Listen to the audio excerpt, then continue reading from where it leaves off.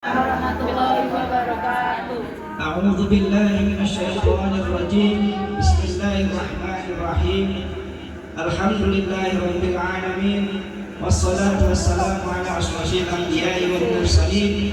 Sayyidina wa maulana Muhammadin wa ala ali sayyidina Muhammad. Amma ba'd. Pertama-tama mari kita panjatkan puji syukur kehadirat Allah Subhanahu wa taala yang alhamdulillah pada malam hari ini kita bisa berkumpul dalam rangka halal silaturahmi.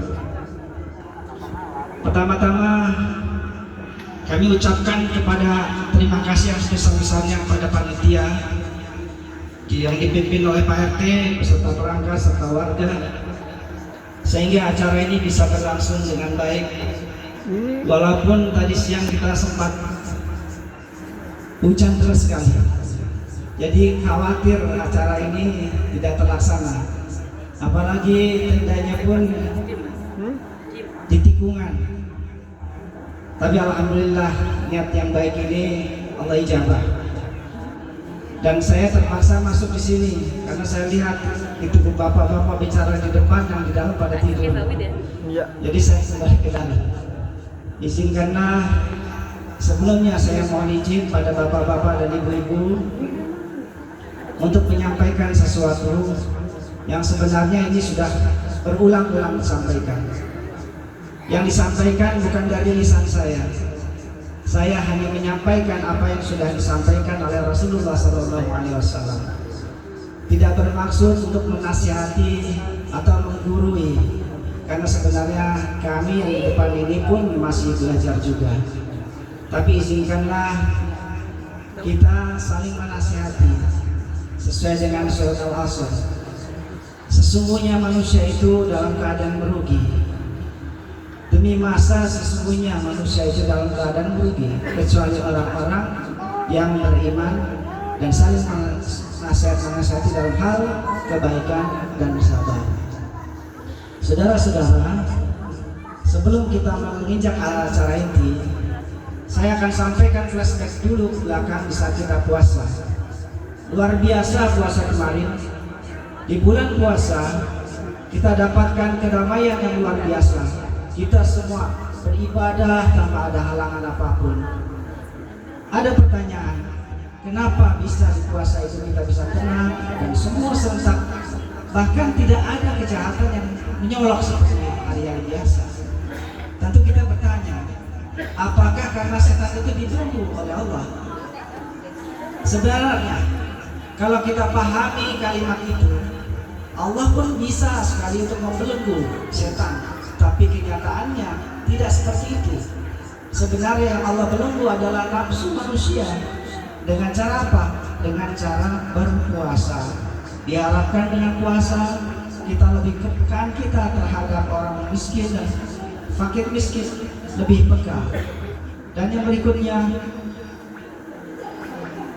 disampaikan juga bahwa ketakwaan kita akan semakin meningkat.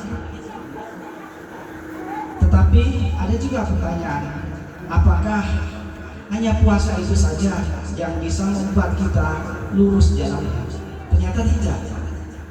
Di sekeliling puasa ada aturan dan norma yang sudah ditetapkan oleh agama, sehingga kita akan susah sekali untuk berbuat kebatilan. Saya sedang puasa, makanya saya tidak berani untuk melakukan hal-hal yang dilarang oleh Allah. Sehingga berakhirlah puasa ini. Pertanyaannya, apakah setelah puasa ini aturan-aturan itu akan hilang? Ternyata tidak. Karena aturan-aturan itu berlaku mutlak yang oleh Allah tetapkan. Apalagi kita hidup bertenaga. Hadis Rasulullah SAW mengatakan, barang siapa yang beriman kepada Allah dan hari akhir, maka muliakanlah tetanggamu.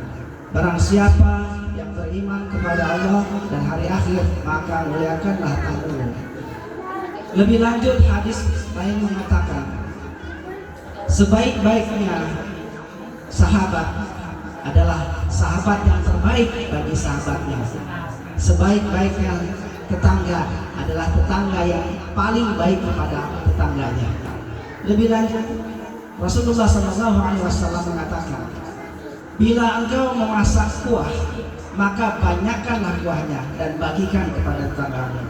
Begitu mulianya agama ini dalam menjunjung hubungan dengan tetangga. Karena tetangga itu adalah orang yang paling dekat, lebih dekat daripada saudara.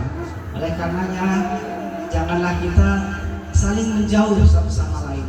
Karena agama yang mulia ini mengajarkan kita kasih dan sayang terhadap tetangga. Saudara-saudara, bapak-bapak dan ibu-ibu yang dimuliakan oleh Allah. Yang terakhir, halal bihalal.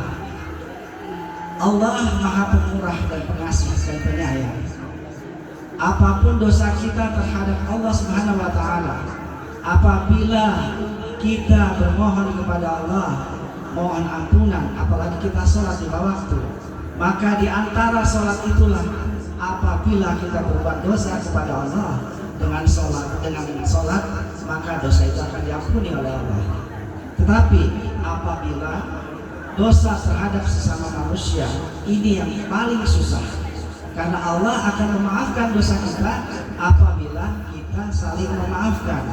Jadi kesempatan inilah kita gunakan sebaik-baiknya untuk saling memaafkan. Halal bihalal, suci dengan suci, halal dengan halal. Jadi sebenarnya halal bihalal ini bukan mutlak milik orang Islam. Sejarahnya halal bihalal itu dimulai sejak zaman revolusi, di zaman Soekarno. Di saat itu negara